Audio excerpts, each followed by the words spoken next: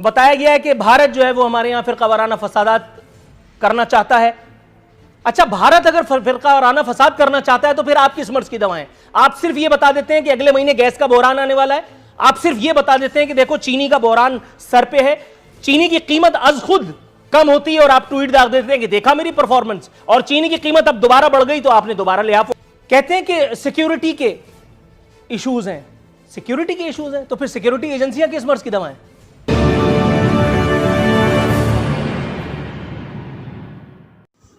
नमस्कार friends, Bharat TV के इस वीडियो में आपका स्वागत है। जैसा हम सभी जानते हैं, पिछले दिनों पाकिस्तान के क्वेटा शहर में हज़ारा कौम के जवान मज़दूरों को मारा गया और उन्होंने ये मांग की कि जब तक प्राइम मिनिस्टर इमरान खान क्वेटा नहीं आएंगे तब तक वे लाशों को नहीं दफनाएंगे। लेकिन प्राइम मिनिस्टर इमरान खान ने कहा कि यह ब्लैकमेलिंग है और मैं वहाँ तब तक नहीं जाऊँगा जब तक वे लाशों को दफनाएंगे नहीं।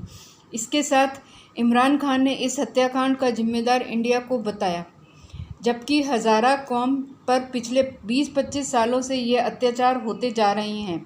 इसी पर यह वीडियो है, देखते हैं। देखने के साथ मेरी रिक्वेस्ट है कि मेरे चैनल को सब्सक्राइब कीजिए और मेरा हौसला बढ़ाएं, साथ ही बेल आइकन प्रेस कीजिए ताकि आगे के वीडियोस की नोटिफिकेशन आपको समय पर मिले। Thank you and have a nice day. वज़ीर आज़म फरमाते हैं कि जाहिर है दाइश और भारत पर तबर्रा अगर ना करते तो उनके जाने का मकसद कैसे होता। भारत को सिर्फ गालम गलोच नहीं की गई, बाकी सारा काम उतार दिया। बताया गया है कि भारत जो है वो हमारे यहाँ फिरका वाराना फसादात करना चाहता है।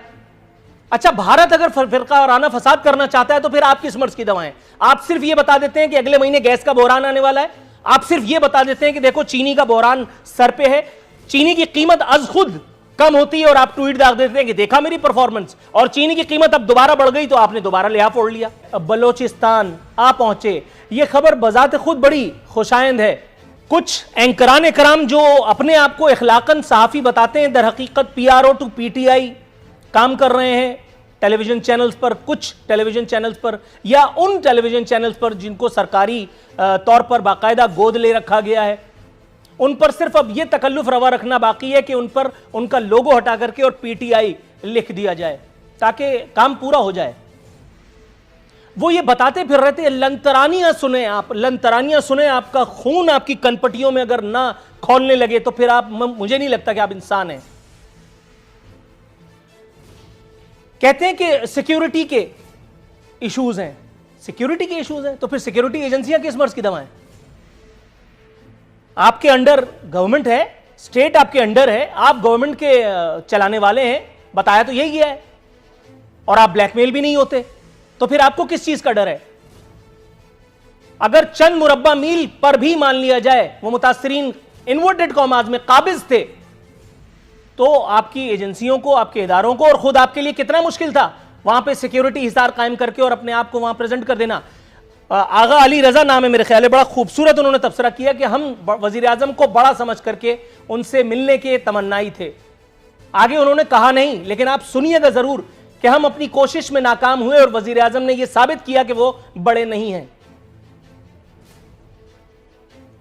वजीर आजम फरमाते हैं कि जाहिर है दाइश और भारत पर तबर्रा अगर ना करते तो उनके जाने का मकसद कैसे होता। भारत को सिर्फ गालम गलोच नहीं की गई, बाकी सारा काम उतार दिया। बताया गया है कि भारत जो है वो हमारे यहाँ फिरका वाराना फसादात करना चाहता है।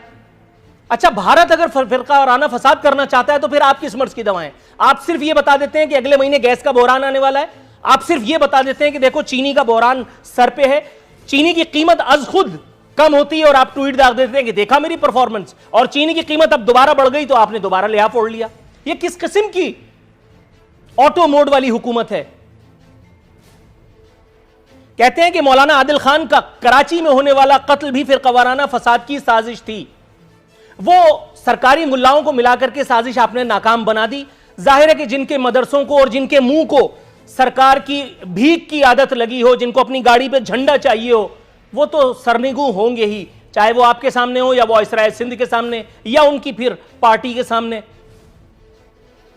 आप फरमाते हैं कि इदारे बेहतरीन अंदाज में काम कर रहे हैं। आप KMC KDA वाटर बोर्ड की मेरे ख्याल बात कर रहे हैं। कौन से इदारे बेहतरीन अंदाज में काम कर रहे हैं?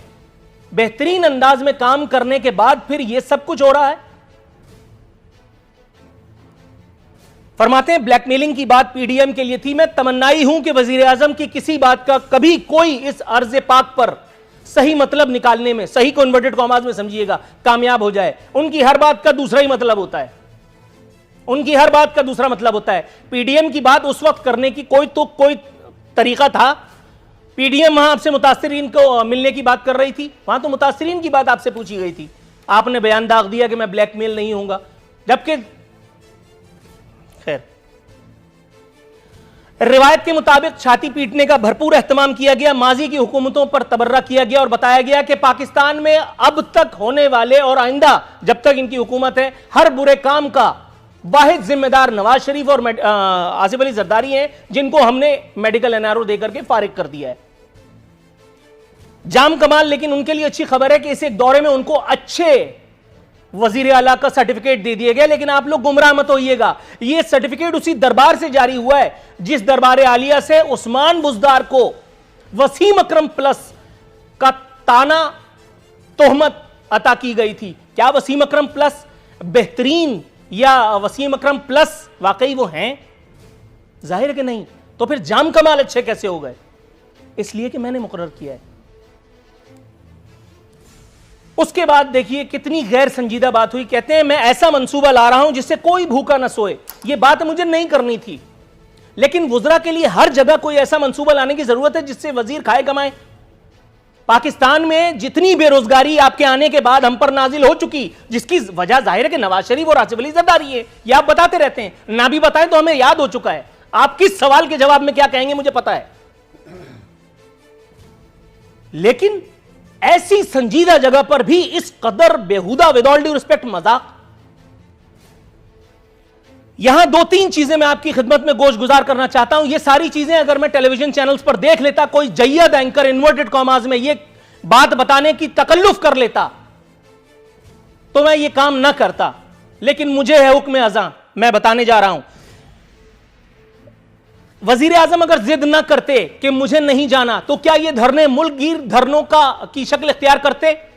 कराची में 35 से ज्यादा मुकामात पर धरने दिए गए, कराची वाले तंग हो गए। यह सही है कि वो मुतासिरीन से इज़हार यकजहती कर रहे थे लोग जो वहां पर मुजाहिरीन की शक्ल में थे, लेकिन क्या इससे कराची वालों का नातका बंद नहीं हुआ? कराची की मशरूफ तरीन सड़क शार फैसल बंद थी मुकम्मल तौर पर। आप गारंटी देंगे उन तमाम जानों की जो इस दौरान में एक्सपायर हो गई या हो सकती थी? डिग रोड पर 5 मोटरसाइकिलें जला दी गई, मुजाहिरीन से आईबॉल टू आईबॉल आ गए, हाथापाई शुरू हो गई। उसके बाद पूरे शहर में मैं 5 दिन तक था, पुलिस थी न रेंजर्स। ये फोटो सेशन जो है ये खाल खाल किसी जगह इसका तकल्लुफ उठाया गया था। मैं बाज़ाब्ता तौर पर हर जगह गया हूं अल्हम्दुलिल्लाह। ट्रेनें मंसूख हुई, फ्लाइट ऑपरेशन मंसूख हुए, हजारों मुसाफिर सड़कों पर रुल गए, ख्वार हो गए। अस्पतालों में ऑक्सीजन सिलेंडर्स की फराहमी का अमल मुतासिर हुआ। लेकिन यहां तो अस्पताल में घुस करके वकीलों ने, जिनमें वजीर आजम का अपना भांजा शामिल था, अस्पताल में दाखिल मरीजों को 3 मरीजों की मौत हो गई। 3 मरीजों की मौत हो गई उस अस्पताल पर वकला के हमले में। वजीर आजम का भांजा टनाटन जी रहा है, इसलिए कि यह रियासत मदीना है। अब सवाल यह है कि यह जिद कोई पहली मर्तबा थी? नहीं। वजीर आजम ने सानेह साहिवाल पर यही जिद की। फर्क सिर्फ इतना है कि उस वक्त उन्होंने अल्फाज का इंतखाब नहीं किया था। गए नहीं, वो 1.5-2 माह के बाद वो गए। उसके बाद सानेह साहिवाल के यतीम बच्चों को सरकार के दरबार में बुलाया, उस्मान द ग्रेट बुज़दार के बगल में बिठा करके उनसे फोटो सेशन कराया, उनकी यतीमी का मुआवजा उनको दिया, और अल्लाह अल्लाह खैर सल्ला।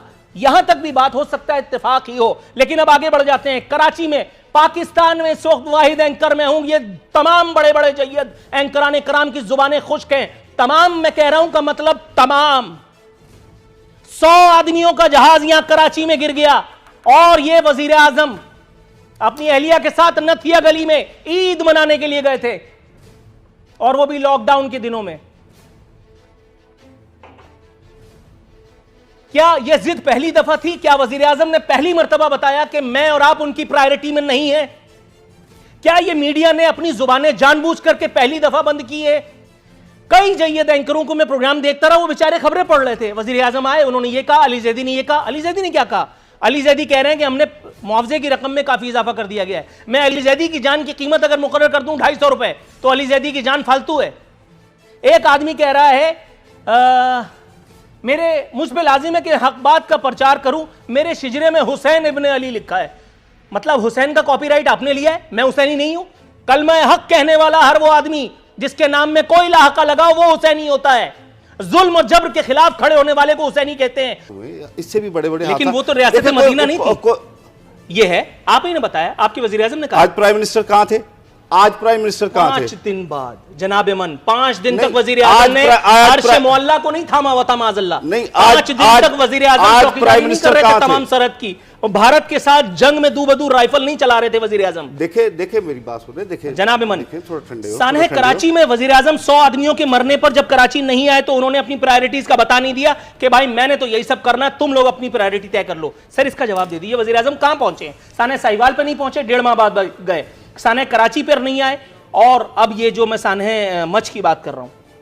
देखें, हर जगह पे प्राइम मिनिस्टर पहुंचे, लेकिन एक तरीकाकार के मुताबिक, एक गवर्नमेंट के तरीकाकार के मुताबिक हर जगह पे पहुंचे। कराची भी आए हैं, और उसके अलावा देखें कराची इत्तेफाक से जो अपना हादसा हुआ था जहाज़ का, वो मेरे हल्के में हुआ है, और 24 घंटे हम लोग वहाँ पर मौजूद थे, हादसे के ठीक 20 मिनट बाद से लेकर। ठीक है, मैं उस पर क्वेश्चन नहीं करता। हमारी पूरी पार्टी वहाँ पर मौजूद थी, हमारे गवर्नर साहब मौजूद थे, हमारे वजीर हवाबाजी मौजूद थे, ठीक है। तो ये प्राइम मिनिस्टर का वहाँ आना लाजमी नहीं होता, डन हो गया।